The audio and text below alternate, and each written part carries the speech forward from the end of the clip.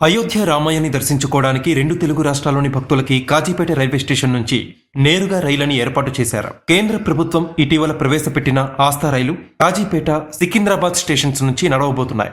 07-223 నెంబర్తో కాజీపేట స్టేషన్ నుంచి జనవరి 30, ఫిబ్రవరి 1, 3, 6, 8, 10, 12, 14, 16, 18, ఫిబ్రవరి 20, 22, 24, 26, 28 తేదీల్లో మొత్తం 15 ట్రిప్పులు నడపనున్నారు. తిరుగు ప్రయాణంలో అయోధ్య నుంచి కాజీపేటకి ఫిబ్రవరి 2, ఫిబ్రవరి 4, 6, 9, 11, 13, 15, 17, 19, 21, 23, 25, 27, 29, మార్చి 2 తేదీల్లో నడవనున్నాయి.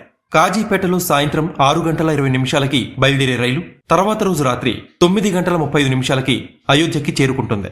అలాగే తిరుగు ప్రయాణంలో అయోధ్య నుంచి మధ్యాహ్నం 2 గంటల 20 నిమిషాలకి బయలుదేరి తర్వాతి రోజు రాత్రి 7 గంటల 2 నిమిషాలకి కాజీపేట చేరుకుంటుంది. దారి మధ్యలో పెద్దపల్లి, రామగుండం, మంచిర్యాల, బెల్లంపల్లి, సిర్పూర్ కాగజ్నగర్, బల్లార్షా, చంద్రాపూర్, సేవగ్రామ్, నాగ్పూర్, జుజార్పూర్, ఇటార్సీ, భోపాల్, బినా, విరాంగణ, ఝాన్సీ, ఒరాయ్, కాన్పూర్, అయోధ్య స్టేషన్స్లో ఆగుతుంది.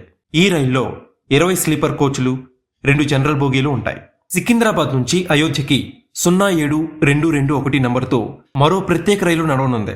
సికింద్రాబాద్ స్టేషన్ నుంచి ఈ నెల 29, 31, ఫిబ్రవరి 2, 5, 7, 9, ఫిబ్రవరి 11, 13, 15, 17, 19, 21, ఫిబ్రవరి 23, 25, 27, ఫిబ్రవరి 29 తేదీల్లో అయోధ్య నుంచి ఇదే నంబర్తో ఫిబ్రవరి 1, 3, 5, 8, 10, 12, 14, 16, 18, ఫిబ్రవరి 20, 22, 24, ఫిబ్రవరి 26, 28, మార్చి 1, మార్చి 3 తేదీల్లో నడుస్తుంది.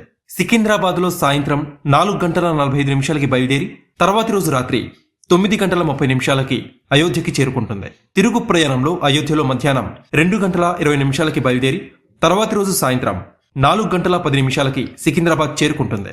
దాని మధ్యలో కాజీపేట, పెద్దపల్లి, రామగుండం, మంచిర్యాల, బెల్లంపల్లి, సిర్పూర్, కాగజ్నగర్, బల్లార్షా, చంద్రాపూర్, సేవాగ్రామ్, నాగ్పూర్, జుజార్పూర్, ఇటార్సీ, భోపాల్, బినా, విరాంగణ, ఝాన్సీ, ఒరాయ్, కాన్పూర్, అయోధ్య స్టేషన్స్లో ఆగుతుంది.